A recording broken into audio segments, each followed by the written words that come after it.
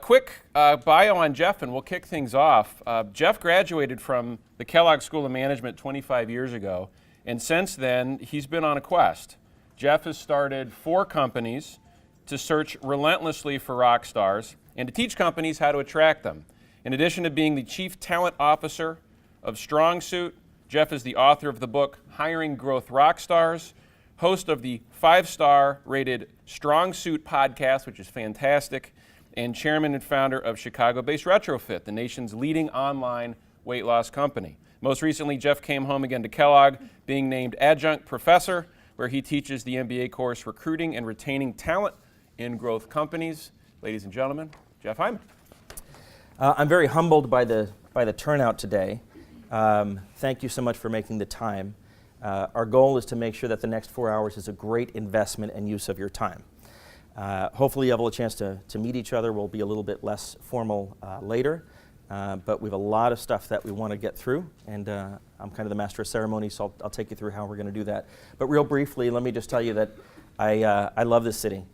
Many of you don't know, but I moved to Chicago about 10 years ago from Silicon Valley, and survived there for 10 years after being here in Chicago, so I'm kind of a boomerang. And some of the things that I observed in Silicon Valley were pretty magical when it came to starting and growing companies. And when I got to Chicago, I saw some of those same things starting to happen, things like 1871, more and more venture funding, et cetera, and I saw some things missing. And so I kind of took it upon myself to be part of that change. I don't know how I've done, but I feel that the city just can do great things and be on the world stage with Silicon Valley or New York or Boston, but we are going to have to do some things a little differently in terms of funding, entrepreneurs, et cetera, but especially when it comes to talent. And so I'm very passionate about taking what I saw out there. Not all of it works, not all of it's applicable to the Midwest, but some of it very much is. And a huge part of that is this weird co-opetition. So you find competing VCs that work together on one deal and they're vicious rivals in another deal, or entrepreneurs and co-founders that kind of share best practices and others that don't. But it's a very interesting ecosystem in Silicon Valley, very much grounded by the work at Stanford and Berkeley. Well, we have 2 world-class schools here, amongst many others. We've got entrepreneurs that I'd put up against anyone, much like Adam. The amount of funding in the Midwest has grown exponentially with transfers from Silicon Valley, like Drive Capital. So there's definitely a change afoot. And today, hopefully, is another part of that change, which is leveraging talent and best practices. Because for the most part, you guys are instrumental in building these companies through talent. And I would argue that talent has become the source of competitive differentiation for most companies. In fact, Harvard study, 66% of growth companies fail due to people problems. So we can point to business model, product market fit, all this type of stuff. At the end of the day, if you kind of really peel back the covers, what you find is it's people problems. Could be founder issues, co-founder issues, cultural issues, all the stuff that we all deal with every day. And I think as a community, we don't really spend enough time on this topic. And that was the impetus for putting together today's session. If a company is missing its numbers and you're really honest with yourself, it's usually a people problem. If you're not shipping product, if the app has bugs, it's usually a people problem, right? I see a lot of people nodding their heads. If expenses are out of control, if you're running out of cash, if you really kind of stitch together the threads, it's usually a people problem. And many companies, because they're growth stage companies, because your companies are growing so rapidly, talent becomes an afterthought. And so if you take away one thing today, hopefully, it's thinking about putting this first, putting it on the board of directors agenda first, putting it at every staff meeting first, making it so repetitious that people get nauseous hearing you say this. Because if you do that, I think we can accelerate the growth of Chicago's companies so much faster. There's a couple of seats down front if anyone's interested. The challenge is we are basically at full employment. So nationwide, we're about 5%, but it's less than 3% unemployment amongst white-collar knowledge workers, professionals, many of the types of folks that you guys hire, software developers, sales and marketing, finance, HR, et cetera. It's become brutal. The war for talent, I've never seen it worse, and you can tell by my gray hair, I've been doing it for quite a while. It's part of the reason I have the gray hair. is because this war for talent is just vicious. One of the things we're going to talk about today is how to make your company just attract and be a magnet for talent so it becomes a little easier.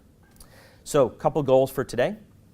We're going to share some best practices. The lineup of speakers, I'll introduce them momentarily, is insanely great. I reached out to a lot of people to speak, and these were the brave ones that said, yep, I'll do the first time, and I think it's going to be great. I think you're going to meet some amazing people.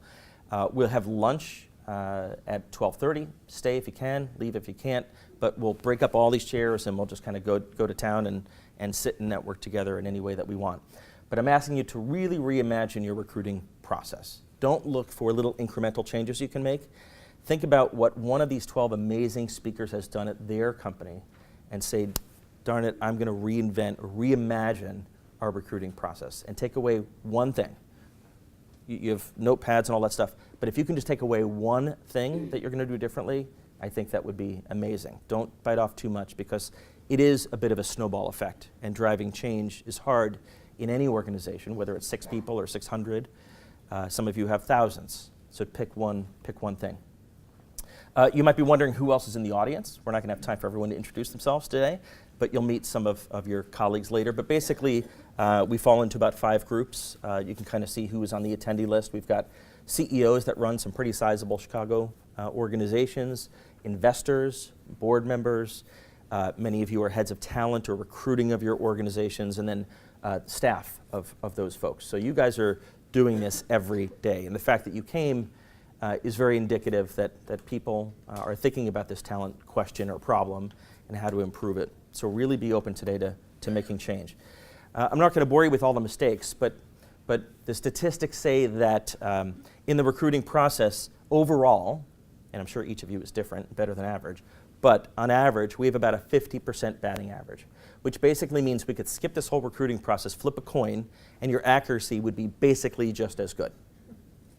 Maybe we should do that to save some time. I'm here to tell you that I think it doesn't have to be that way.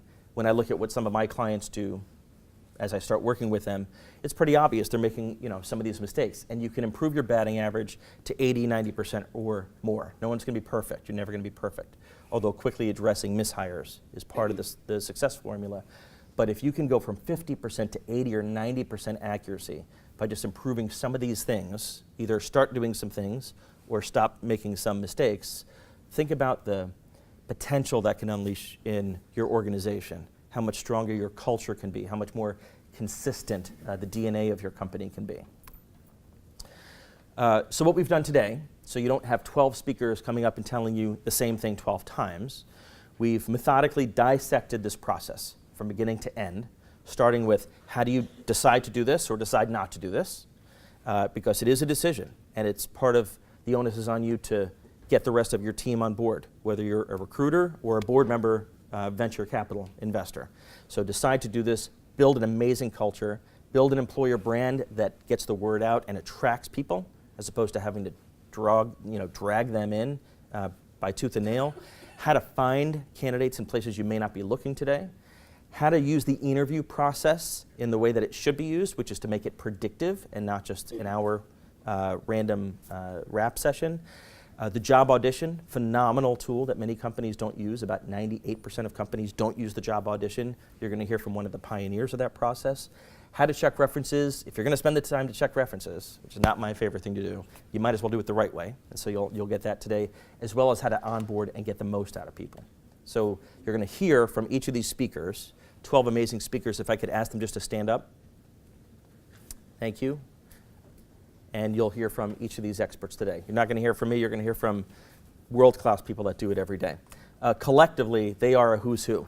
So you got to have pretty numbers for the slide. 230 years of combined experience, 15,000 employees amongst them, and most are private, rapidly growing companies just like yourselves. Some are public companies as well, and we've got some amazing investors here that are going to speak as well about how they think about their portfolio companies. So it's really a great group.